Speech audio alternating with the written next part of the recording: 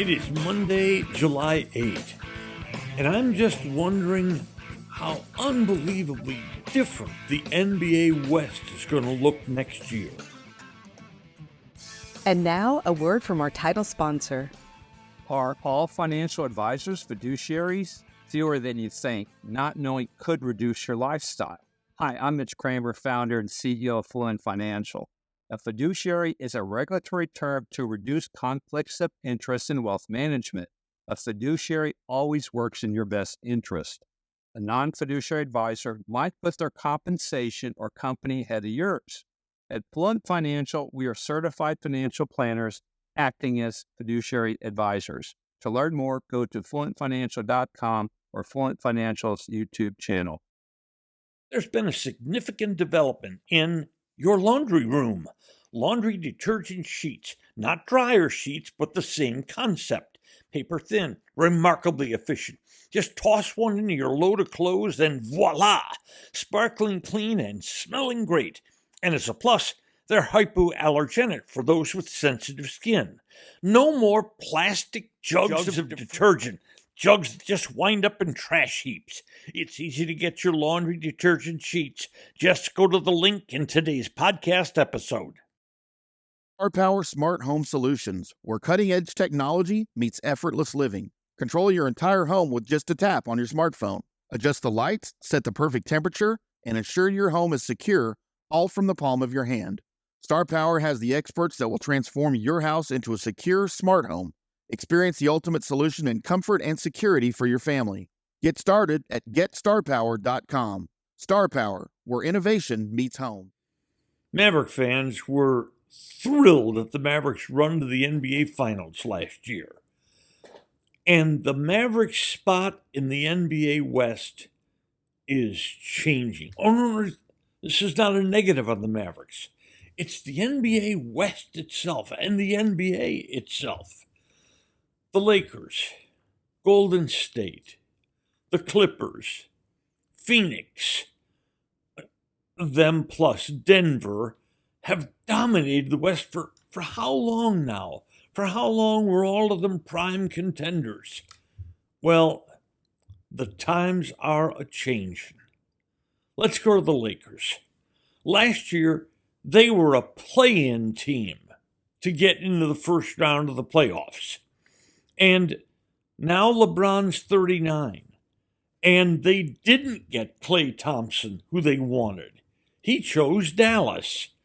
And they haven't made any significant improvement to that team. Lakers, they'll hope to get into the playoffs again this year. Let's go to Golden State. Klay Thompson's gone. The Splash Brothers have been broken up. Steph Curry will be 36 years old next year. The Golden State team really hasn't done much to improve itself. And there's maybe some maneuvering left for them. But right now, their only significant addition is bench player DeAnthony Melton. And remember, Golden State finished 10th in the West last year. Now let's go to the Clippers. They bolted out of the gate last year. They went 32-9. They looked like the best team in the NBA. And then, the second half, they went 19-22 and were eliminated immediately in the playoffs by the Mavericks. James Harden is now 36 years old for reasons known only to God and Okra. They gave him a new contract. Kawhi Leonard is 33, but he's always hurt. They did add a nice player in Derek Jones, but remember, they lost a wonderful player in Paul George. And the future for the Clippers? They don't control any of their next 5 drafts. This is a team heading downward. And then we get to Phoenix. They finished 6th last year. Remember now, Phoenix has gone for it.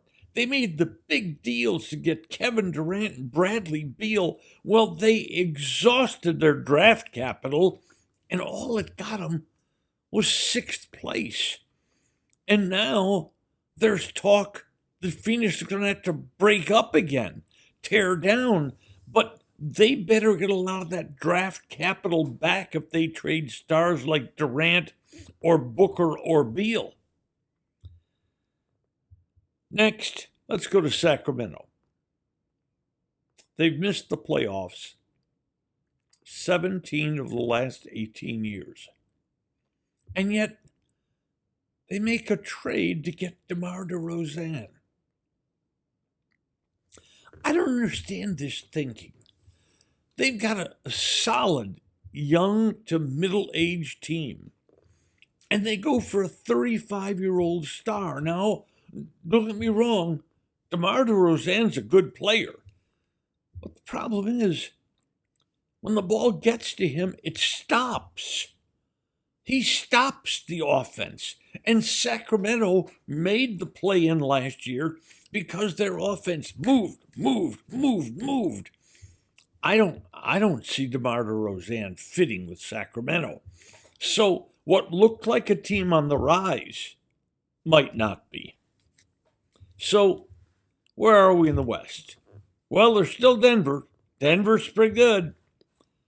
But the Thunder have made a couple of really good moves. They got the center Hartenstein as a free agent, and he plugs one big hole.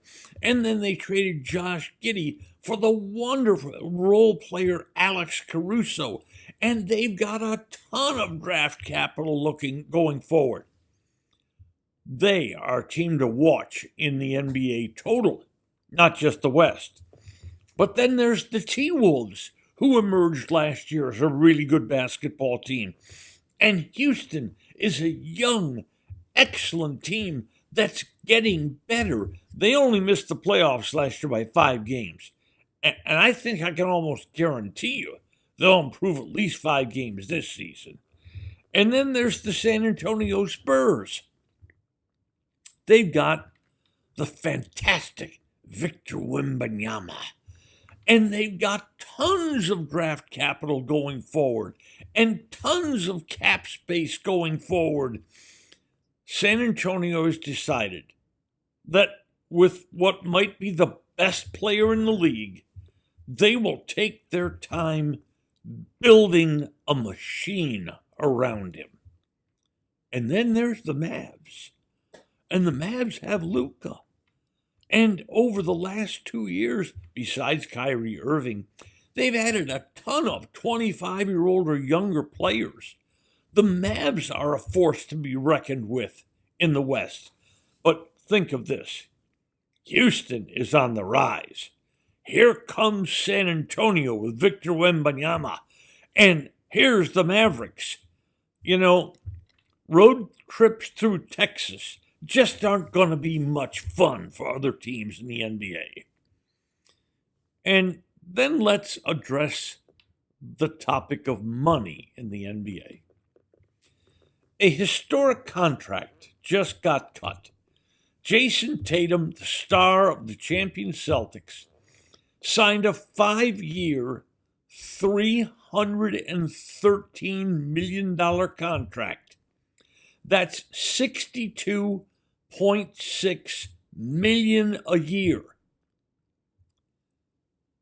He's caught the NFL quarterbacks.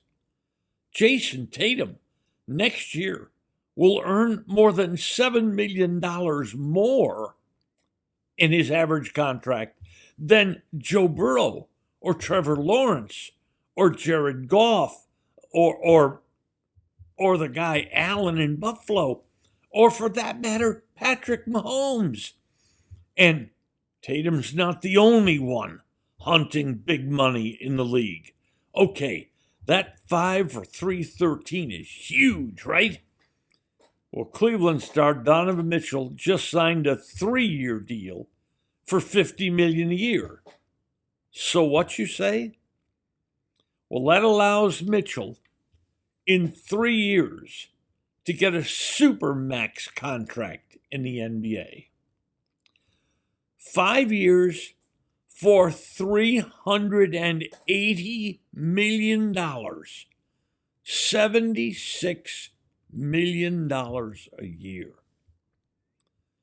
The NBA is on a dramatic rise as a power sport in America and around the world. And next year, we're going to see money everywhere, but next year is going to be fun to watch the NBA West. Today's episode brought to you by Fluent Financial, Retire Sooner, Better Lifestyle, and by Star Power, Love Where You Live. Just Wondering is a production of DSP Media for FanStream Sports. You can find Norm's show along with other great programming at fanstreamsports.com. Thank you for listening to today's episode. If you enjoyed it, hit follow. And every weekday, a fresh new episode of Just Wondering will be delivered right to you. And if you enjoy this podcast, please share it with a friend. Finally, should you have questions or comments, please share them with us by going to X and our address at Norm's Clubhouse. That's Just Wondering with Norm Hitzges. And every day, I'll be just wondering about something. And I'm Mary Hitchkus, and I'm just wondering too.